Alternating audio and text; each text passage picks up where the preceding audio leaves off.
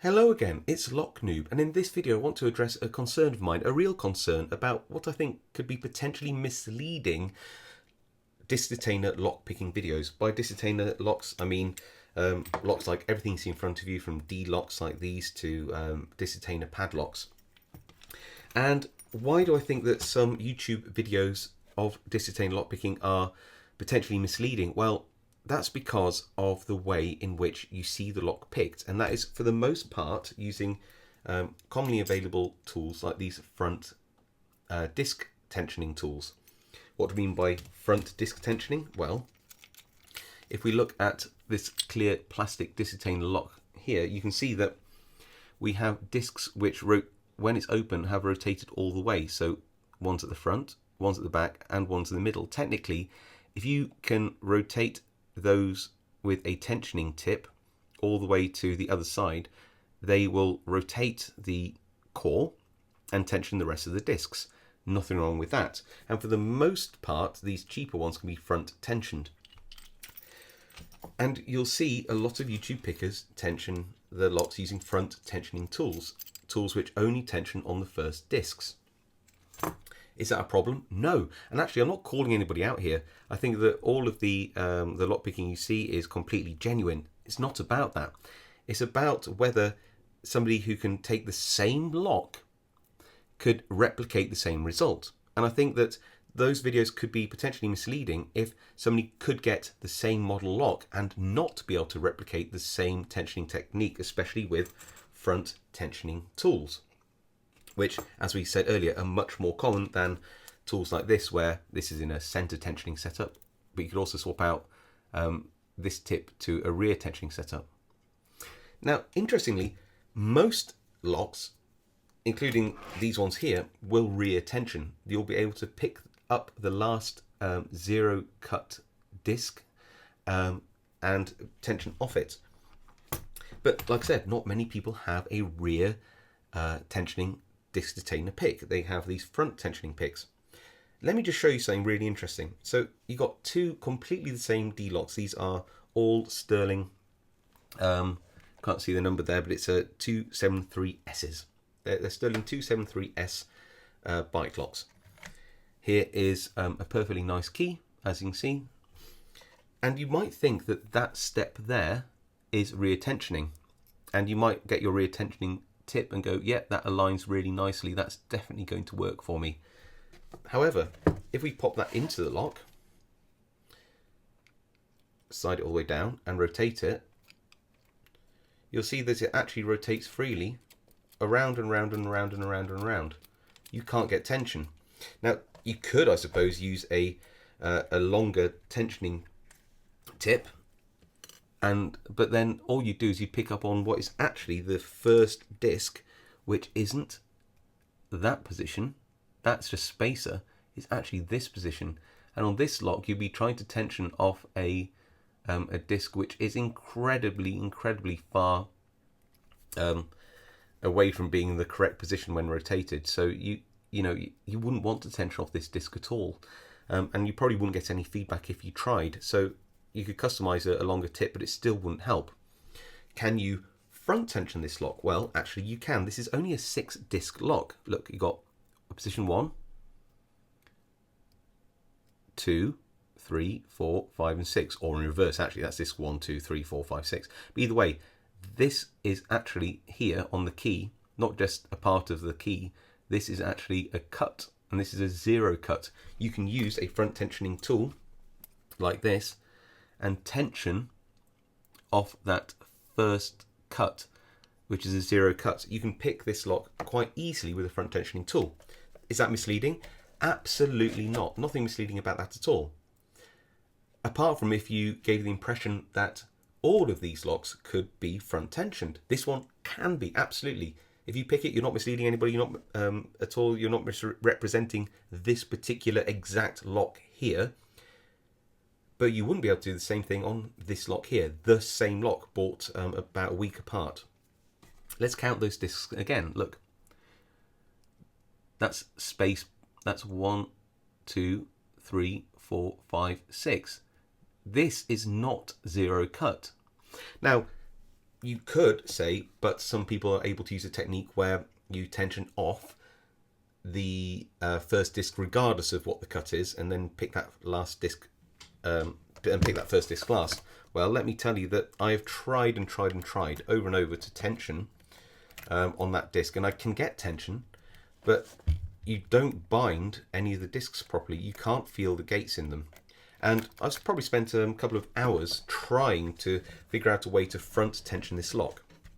So if we can't front tension it, and we can't rear tension it because it's just space at the back, well, what can we do?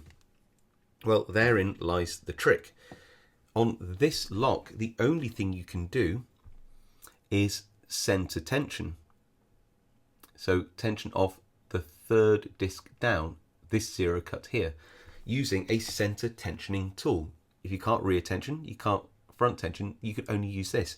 Now, if you did a YouTube video and you pick this lock with a front tensioner, you might not even know that not all of them are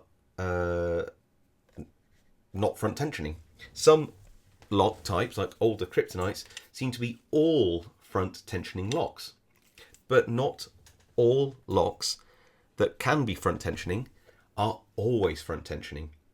And that's what I really want to get across in this video, is that, and I'm going to include myself in this, that when you're watching these Detainer lock picking videos, you might think that you can use the same technique, but are you sure you can? Because if you buy that same lock and you can't get any feedback, or you can't seem to find any gates in the discs, do you know if it's you and your technique, or the tool, or is it just that lock can't be picked that way, while somebody else's same model lock can be, all due to the bitting of the key? So yeah, really, really, really important point to make, I think, is don't get worried if you can't pick a lock in the same way that you see on YouTube. It's not necessarily the person misrepresenting the lock. They might not even know that that lock comes in other forms due to the bitting. Now, what we're going to do is going to take the this lock actually here, and we're going to, which we can front tension, and we're going to pick it front tensioning. Then what we're going to do is we're going to show you how difficult it is to center tension one of these locks, because you could say that you know, to be absolutely certain you can pick any of these locks, you'll have to center tension. You might, as I have, get lucky by getting one which you can front tension, but you won't know until you probably buy the lock, especially if you buy it online, which version that is.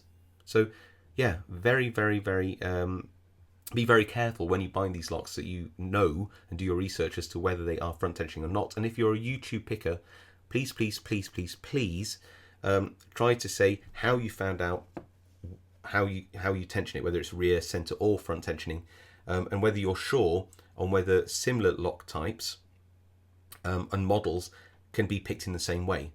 And if you don't know, probably best to say that. That's all I'm saying. Right, so let's get on to picking first with front tensioning, and then I'll do a center tensioning video, and you'll see a massive difference. So here we are, fully closed, fully open. Let's leave it fully closed. And we're going to front tension this lock to begin with. And as I said earlier, you can't say that this model of lock is actually a front tensioning lock. If you bought this lock and you tried to front tension it, or rear tension it for that matter, you wouldn't be guaranteed that you'd be able to get any tension on it at all. It could indeed just be center tensioning. So there you go, just going to pop this in.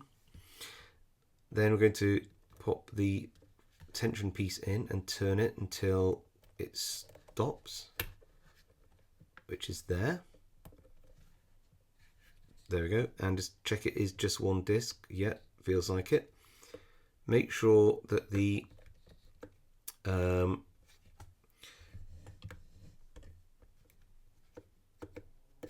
tip can move freely up and down, which means we've got it in the right position. And then start on 6, 5, 4, 3, 2, back through, 3,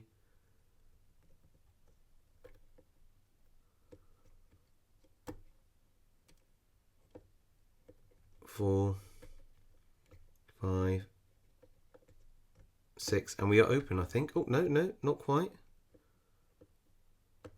Maybe it's 4 that just needs a nudge.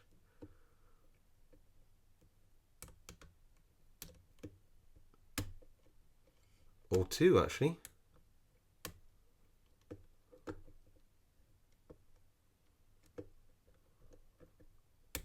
No, it was 4. There we go. And we are open. Nice and easy. Here we are in the vise. Let's just loosen it up a bit and I'll show you that we're all locked up. Make it really tight in the vise. Pop the key in. Open, closed.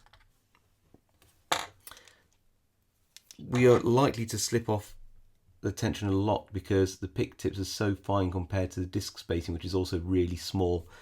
These discs are tiny. So let's get the light in a bit closer and try to count my way through the discs.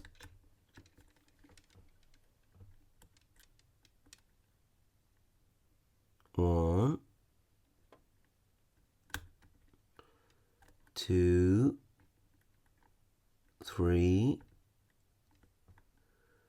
4. Right, I've got 4 now.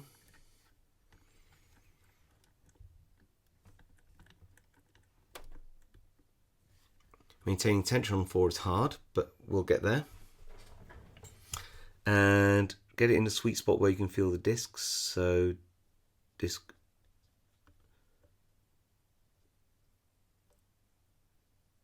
nice, that's in a gate. That's 6.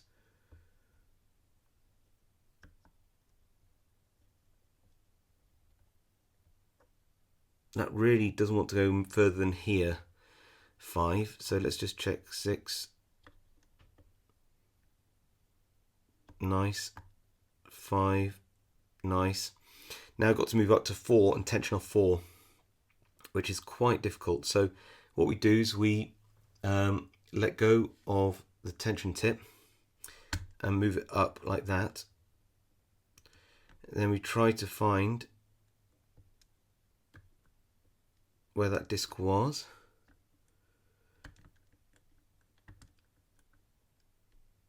And then we rotate that out of the way.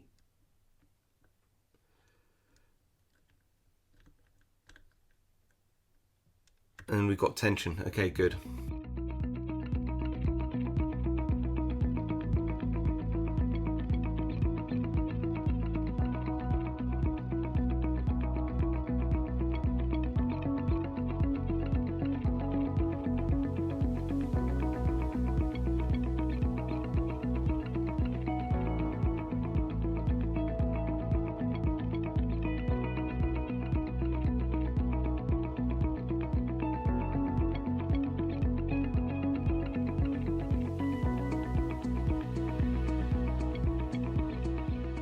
And is that it?